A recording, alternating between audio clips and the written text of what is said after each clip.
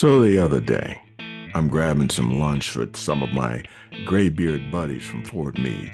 You know the type, salt of the earth patriots who've been for decades keeping America safe from the things that go bump in the night. These guys don't whine. They don't make videos. They don't tweet their feelings with a sad-faced emoji. They just do their jobs. Imagine that. People who actually work for a living in Maryland. One of them, a Dundalk boy through and through, lays this on me. Before the Francis Scott Key Bridge turned into a tragic pile of rubble in March of 2024, his commute was a breezy 30 minutes. Now, it's an hour plus, each way, every single day. This guy's got a wife, 2 kids, a mortgage, and a part-time gig just to keep the lights on. He's chasing that old school American dream. You know, the one where you work hard and pay your bills and maybe sometimes have enough left over for a beer on the weekend. But here's the multi-million-dollar question, or better yet, the $5 billion plus question. What is our esteemed governor, Wes Moore, doing to get this guy's commute back to normal? Because the last I checked, it's late 2025, and the only thing that's moving fast is the cost estimate, up from $2 billion to maybe $5 billion. For that kind of cash, we could rebuild Baltimore. We could pave the moon. We could throw in a monorail to Ocean City. But we're here, still waiting on one bridge. Now, I'm no engineer, but I have seen the Army Corps of Engineers slap together temporary bridges in war zones faster than you can say bureaucratic red tape. Heck, they've fixed bridges in Florida, Texas, Louisiana, Minnesota, even in other countries, while Maryland's still holding public hearings and environmental reviews. Because apparently we can't rebuild a bridge until we've consulted every blue crab and oyster in the Patapsco River. Gotta make sure they're feeling included, right? Governor Moore calls this future a symbol of progress. Progress? By progress, he means progressively delayed, progressively over budget, and progressively infuriating. Then, well, I guess you nailed it, Wes.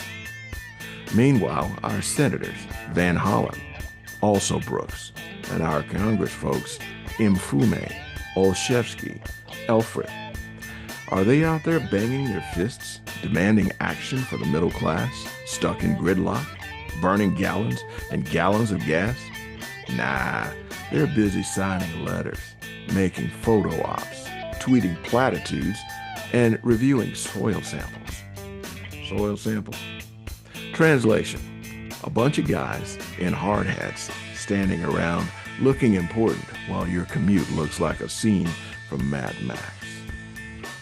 And get this, the Maryland Transportation Authority's big plan is to have all this open by 2028.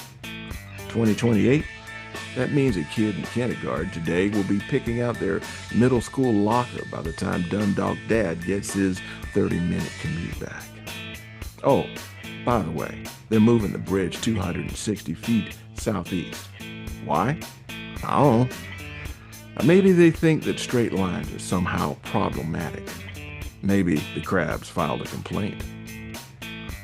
Folks, let's cut through the nonsense. Where is the urgency? Where is the leadership? In other states, when a bridge goes down, the governor is out there the next day. Bulldozers are roaring, cranes are swinging, contractors are signing deals on the hood of a pickup truck. In Maryland, we get a task force, a feasibility study, and a ribbon-cutting ceremony for the demolition. This isn't just about steel and concrete. It's about competence. It's about priorities. The Key Bridge collapse isn't just a tragedy. It's a giant neon sign flashing that your government doesn't work. And the message from Annapolis seems to be, don't worry, folks. We'll fix your bridge sometime after the next presidential election, assuming we can afford the concrete after paying for more diversity coordinators and light rails to nowhere. I'm not buying it, and neither should you. Marylanders, hardworking, tax-paying, stuck-in-traffic Marylanders deserve better. We deserve a bridge built faster, better, and cheaper. Get the bureaucrats out of the driver's seat and let the engineers and the workers and the doers take over. Because right now, the only thing being built is excuses. So to my buddy in Dundalk, I say, pack yourself an extra sandwich, maybe download a few audiobooks, and pray that you get home in time for the 2028 ribbon cutting.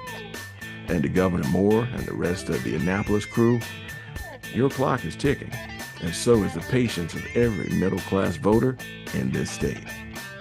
This has been the Loyal Opposition Show. I'm Bernie Flowers, one of Uncle Sam's wayward sons, reminding you, bridges don't build themselves, and neither does accountability. Until next time, keep your eyes on the road, keep your foot on the gas. Bernie, out.